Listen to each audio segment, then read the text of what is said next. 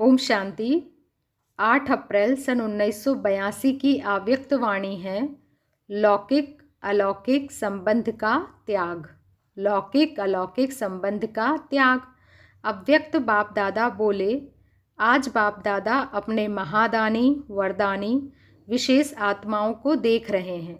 महादानी वरदानी बनने का आधार है महात्यागी बनने के बिगर महादानी वरदानी नहीं बन सकते।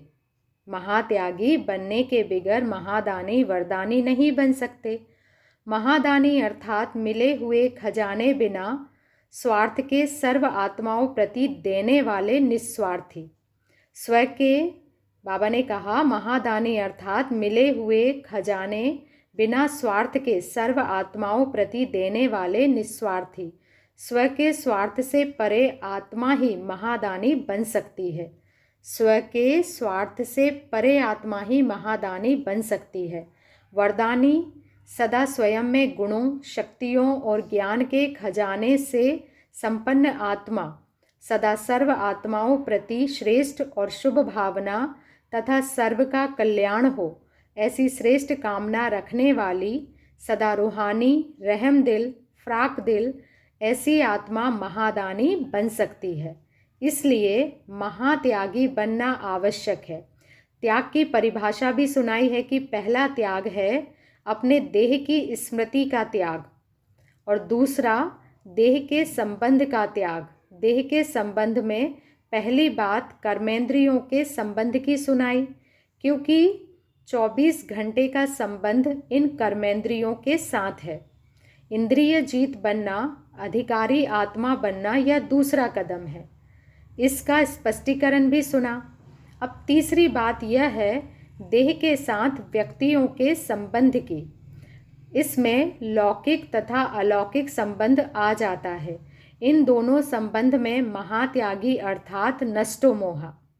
बाबा कहते हैं इन दोनों संबंध में, लौकिक और अलौकिक दोनों संबंध में महात्यागी अर्थात नष्टो मोहा। नष्टो मोहा की निशानी, दोनों संबंधों में ना किसी में घृणा होगी, ना किसी में लगाव व झुकाव होगा। दोनों संबंध लौकिक हो या अलौकिक हो, अगर किसी से घृणा है तो उस आत्मा के अवगुण व उसके दिल पसंद ना करने वाले कर्म बार बार आपकी बुद्धि को विचलित करेंगे। कितनी पावरफुल बात है। बाबा कहते हैं अगर किसी से घृणा है तो उस आत्मा के अवगुण व उसके दिल पसंद ना करने वाले कर्म आपकी बुद्धि को बार बार विचलित करेंगे। ना चाहते भी संकल्प में, बोल में, स्वप्न में भी उसी का उल्टा चिंतन स्वतः ही चलेगा। याद बाबा को करेंगे और सामने आएगी वह आत्मा। जैसे दिल से झुकाव में लगाव वाली आत्मा ना चाहते भी अपने ऊपर आकर्षित कर ही लेती है, वह गुण और स्नेह के रूप में बुद्धि को आकर्षित करती है। और घृणा वाली आत्मा स्वार्थ की पूर्ति ना होने के कारण स्वार्थ बुद्धि को विचलित करता है। जब तक स्वार्थ पूरा नहीं होता तब तक उस आत्मा के साथ विरोधी संकल्प व कर्म का हिसाब समाप्त नहीं होता है। क्या कहा बाबा ने? जब तक स्वार्थ पूरा नहीं होता तब तक उस आत्मा के साथ विरोधी संकल्प व कर्म का हिसाब समाप्त नहीं होता। घृणा का बीज है स्वार्थ का रॉयल स्वरूप। बाबा ने कहा घृणा का बीज है स्वार्थ का रॉयल स्वरूप चाहिए। इसको यह करना चाहिए, यह ना करना चाहिए, यह होना चाहिए, तो चाहिए कि चाह उस आत्मा से व्यर्थ संबंध जोड़ देती है। घृणा वाली आत्मा के प्रति सदा व्यर्थ चिंतन होने के कारण प्रदर्शन चक्रधारी बन जाते। लेकिन यह व्यर्थ संबंध भी नष्टो मोहा होने नहीं देंगे। अंडरलाइन करेंगे, ये जो सारे व्यर्थ संबंध है ये भी नष्टो मोहा नहीं होने देंगे। मोहब्बत से मोह नहीं होगा, लेकिन मजबूरी से। फिर क्या कहते हैं? मैं तो तंग हो गई हूँ। तो जो तंग करता है उसमें बुद्धि तो जाएगी ना, समय भी जाएगा, बुद्धि भी जाएगी और शक्तियाँ भी जाएगी। तो एक है यह संबंध, दूसरा है विनाशी स्नेह और प्राप्ति के आधार पर व अल्पकाल के लिए सहारा बनने के कारण लगाव व झुकाव। यह भी लौकिक अलौकिक दोनों संबंध में बुद्धि को अपनी तरफ खींचता है। जैसे लौकिक में देह के संबंधियों द्वारा स्नेह मिलता है, सहारा मिलता है, प्राप्ति होती है, तो उस तरफ विशेष मोह जाता है ना। उस मोह को काटने के लिए पुरुषार्थ करते हो, लक्ष्य रखते हो कि किसी भी तरफ बुद्धि ना जाए। लौकिक को छोड़ने के बाद अलौकिक संबंध में भी यही सब बातें बुद्धि को आकर्षित करती हैं, अर्थात बुद्धि का झुकाव अपनी तरफ सहज कर लेती है। यह भी देहधारी के ही संबंध हैं। जब कोई समस्या जीवन में आएगी, दिल में कोई उलझन की बात होगी, तो ना चाहते भी अल्पकाल के सहारे देने वाले व अल्पकाल की प्राप्ति कराने वाले लगाव वाली आत्मा ही याद आएगी। बाबा ने कहा, ना चाहते भी अल्पकाल के सहारे देने वाले, अल्पकाल की प्राप्ति कराने वाले, लगाव वाली आत्मा ही याद आएगी। बाप याद नहीं आएगा। कौन याद आएगी? अल्पकाल का सहारा देने वाली आत्मा। फिर से ऐसे लगाव लगाने वाली आत्माएं अपने आप को बचाने के लिए व अपने को राइट सिद्ध करने के लिए क्या सोचती और बोलती है कि बाप तो निराकार और आकार है ना, साकार में कुछ जरूर चाहिए। क्या बोलती है? साकार में कुछ चाहिए ज़रूर। लेकिन यह भूल जाती है, अगर एक बाप से सर्व प्राप्ति का संबंध, सर्व संबंधों का अनुभव और सदा सहारे दाता का अटल विश्वास है, निश्चय है, तो बाप दादा निराकार या आकार होते भी स्नेह के बंधन में बांधे हुए हैं। साकार रूप की भासना देते हैं। अनुभव ना होने का कारण, बाबा कह रहे हैं साकार रूप की बाबा भासना देते हैं, लेकिन अनुभव ना होने का कारण नॉलेज द्वारा यह समझा है कि सर्व संबंध एक बाप से रखने हैं, लेकिन जीवन में सर्व संबंधों को नहीं लाया है, इसलिए साक्षात सर्व संबंध की अनुभूति नहीं कर पाते हैं। जब भक्ति मार्ग में भक्तमाला की शिरोमणि मीरा को भी साक्षात्कार नहीं, लेकिन साक्षात अनुभव हुआ, तो क्या ज्ञान सागर के डायरेक्ट ज्ञान स्वरूप बच्चों को साकार रूप में सर्व प्राप्ति के आधार मूर्त सहारे दाता, सदा सहारे दाता बाप का अनुभव नहीं हो सकता? तो फिर सर्वशक्तिमान को छोड़ यथाशक्ति आत्माओं को सहारा क्यों बनाते हो? यह भी एक गुह्य कर्मों का हिसाब बुद्धि में रखो। कर्मों का हिसाब कितना गुह्य है, इसको जानो। किसी भी आत्मा द्वारा अल्पकाल का सहारा लेते हो व प्राप्ति का आधार बनाते हो, उसी आत्मा की तरफ बुद्धि का झुकाव होने के कारण कर्मातीत बनने के बजाय कर्मों का बंधन बंध जाता है। एक ने दिया, दूसरे ने लिया, तो आत्मा से लेन देन हुआ, तो लेन देन का हिसाब बना व समाप्त हुआ। बताओ जरा क्या हुआ? उस समय अनुभव ऐसे करेंगे जैसे कि हम आगे बढ़ रहे हैं, लेकिन वह आगे बढ़ना नहीं, लेकिन कर्म बंधन के हिसाब का खाता जमा करना। क्या हुआ? कर्म बंधन के हिसाब का खाता जमा किया। रिजल्ट क्या होगी? कर्म बंधनी आत्मा बाप के संबंध का अनुभव कर नहीं सकेगी। जो आत्मा कर्म बंधन में बंधी है, वो बाप से सर्व संबंध का अनुभव नहीं कर सकेगी। कर्म बंधन के बोझ वाली आत्मा याद की यात्रा में संपूर्ण स्थिति का अनुभव कर नहीं सकेगी। वह याद के सब्जेक्ट में सदा कमज़ोर होगी। अंडरलाइन करेंगे इस बात को। वह आत्मा याद के सब्जेक्ट में सदा कमज़ोर होगी, क्योंकि वो कर्म बंधन वाली आत्मा है।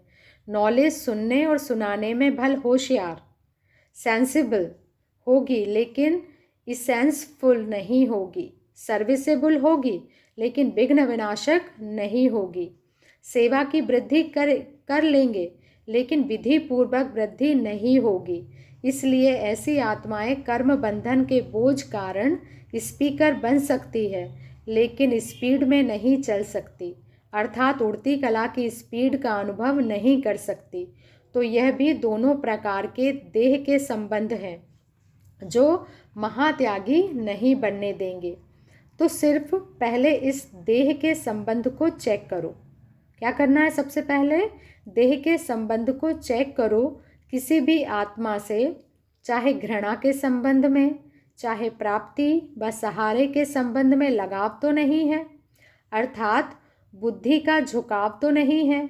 बार बार बुद्धि का जाना व झुकाव सिद्ध करता है कि बोझ है, बोझ वाली चीज़ झुकती है तो यह भी कर्मों का बोझ बनता है। इसलिए बुद्धि का झुकाव ना चाहते भी वहाँ ही होता है। समझा? अभी तो एक देह के संबंध की बात सुनाई, तो अपने आप से पूछो कि देह के संबंध का त्याग किया व लौकिक से त्याग कर अलौकिक में जोड़ लिया। कर्मातीत बनने वाली आत्माएं इस कर्म के बंधन का भी त्याग करो। तो ब्राह्मणों के लिए इस संबंध का त्याग ही त्याग है। तो समझा त्याग की परिभाषा क्या है? अभी और आगे सुनाएंगे। यह त्याग का सप्ताह कोर्स चल रहा है। क्या कहा बाबा ने? यह त्याग का सप्ताह कोर्स चल रहा है। 8 का पाठ पक्का हुआ। ब्राह्मणों की विशेषता है ही महात्यागी। त्याग के बिना भाग्य पा नहीं सकते। ऐसे तो नहीं समझते ब्रह्मा कुमार कुमारी हो गए तो त्याग हो गया। ब्रह्मा कुमार ब्रह्मा कुमारी के लिए त्याग की परिभाषा गुह्य हो जाती है और ज़्यादा दृढ़ हो जाती है। अच्छा, ऐसे सदा निस्वार्थी, सर्व कल्याणकारी, सर्व प्राप्तियों को सेवा में लगाए जमा करने वाले, सदा दाता के बच्चे देने वाले, लेने के अल्पकाल के प्राप्ति से निष्कामी, सदा सर्व प्रति शुभ भावना, कल्याण की कामना रखने वाले महादानी, वरदानी, श्रेष्ठ आत्माओं को बाप दादा का याद प्यार और नमस्ते। बाबा ने फिर टीचर्स के साथ मुलाकातें की है।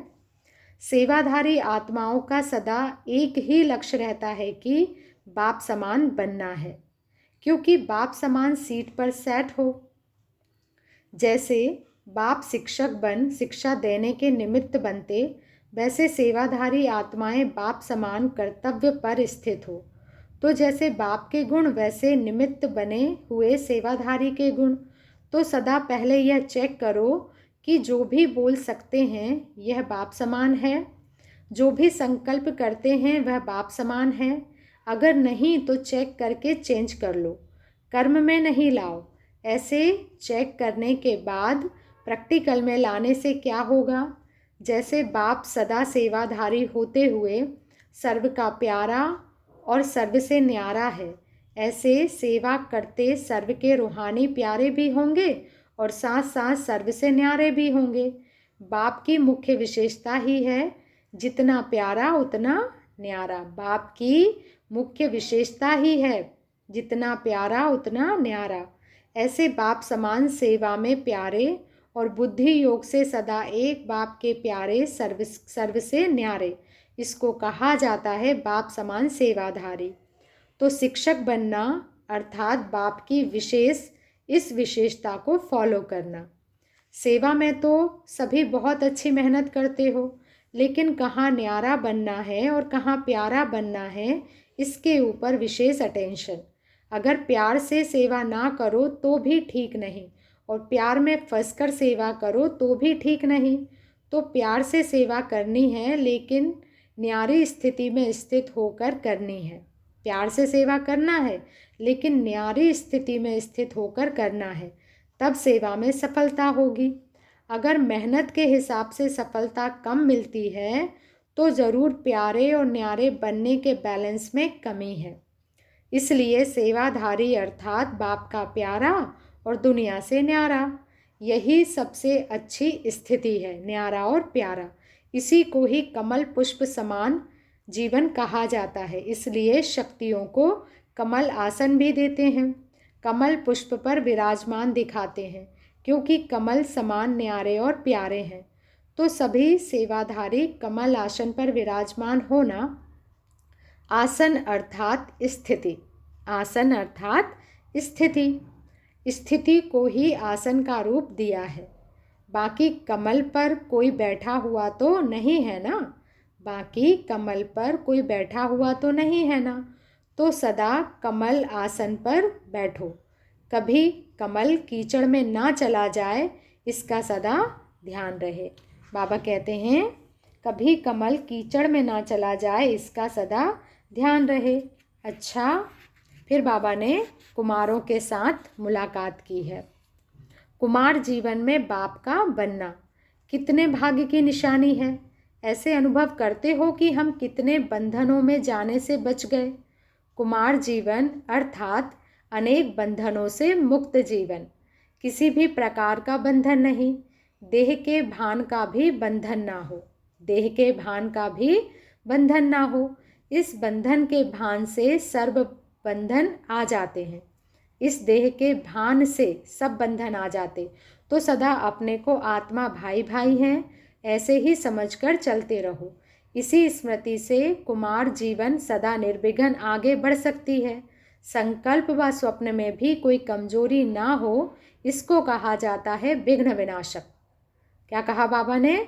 संकल्प व स्वप्न में भी कोई कमजोरी ना हो, इसको कहा जाता है विघ्न विनाशक। बस चलते फिरते यह नेचुरल स्मृति रहे कि हम आत्मा हैं। देखो तो भी आत्मा को, सुनो तो भी आत्मा होकर, यह पाठ कभी भी ना भूले।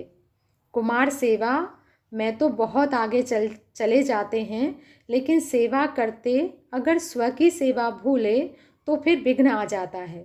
कुमार अर्थात हार्ड वर्कर तो हो ही, बाबा कहते कुमार अर्थात हार्ड वर्कर तो हो ही, लेकिन निर्विघ्न बनना है। स्व की सेवा और विश्व की सेवा दोनों का बैलेंस हो। सेवा में इतने बिजी ना हो जाओ जो स्व की सेवा में अलवेले हो जाओ, क्योंकि कुमार जितना अपने को आगे बढ़ाना चाहे बढ़ा सकते हैं। कुमारों में शारीरिक शक्ति भी है और साथ साथ दृढ़ संकल्प की भी शक्ति है, इसलिए जो चाहे कर सकते हो। इन दोनों शक्तियों द्वारा आगे बढ़ सकते हैं, लेकिन बैलेंस की कला चढ़ती कला में ले जाएगी। स्वसेवा और विश्व की सेवा दोनों का बैलेंस हो तो निर्विघ्न वृद्धि होती रहेगी। अब बाबा ने दूसरे कुमारों से बातें की है। कुमार सदा अपने को बाप के साथ समझते हो। बाप और मैं सदा साथ साथ हैं, ऐसे सदा के साथी बने हो। वैसे भी जीवन में सदा कोई ना कोई साथी बनाते हैं। तो आपके जीवन का साथी कौन? बाप। ऐसा सच्चा साथी कभी भी मिल नहीं सकता। कितना भी प्यारा साथी हो, लेकिन देहधारी साथी सदा का साथ नहीं निभा सकते, और यह रूहानी सच्चा साथी सदा साथ निभाने वाला है। तो कुमार अकेले हो या कंबाइंड हो, कंबाइंड फिर और किसको साथी बनाने का संकल्प तो नहीं आता है। कभी कोई मुश्किलात आए, बीमारी आए, खाना बनाने की मुश्किल हो, तो साथी बनाने का संकल्प आएगा या नहीं? कभी भी ऐसा संकल्प आए तो इसे व्यर्थ संकल्प समझ सदा के लिए सेकंड में समाप्त कर लेना, क्योंकि जिसे आज साथी समझकर साथी बनाएंगे, कल उसका क्या भरोसा। इसलिए विनाशी साथी बनाने से फ़ायदा ही क्या। तो सदा कंबाइंड समझने से और संकल्प समाप्त हो जाएंगे। बाबा कहते हैं सदा कंबाइंड समझने से और संकल्प समाप्त हो जाएंगे, क्योंकि सर्वशक्तिमान बाप साथी है। जैसे सूर्य के आगे अंधकार ठहर नहीं सकता, वैसे सर्वशक्तिमान के आगे माया ठहर नहीं सकती। तो सब मायाजीत हो जाएंगे। बाबा कहते हैं जैसे सूर्य के आगे अंधकार नहीं ठहर सकता, वैसे सर्वशक्तिवान के आगे माया नहीं ठहर सकती। तो जब माया नहीं ठहर सकती तो क्या होगा? सभी मायाजीत हो जाएंगे। अच्छा, ओम शांति। शुक्रिया बाबा, शुक्रिया।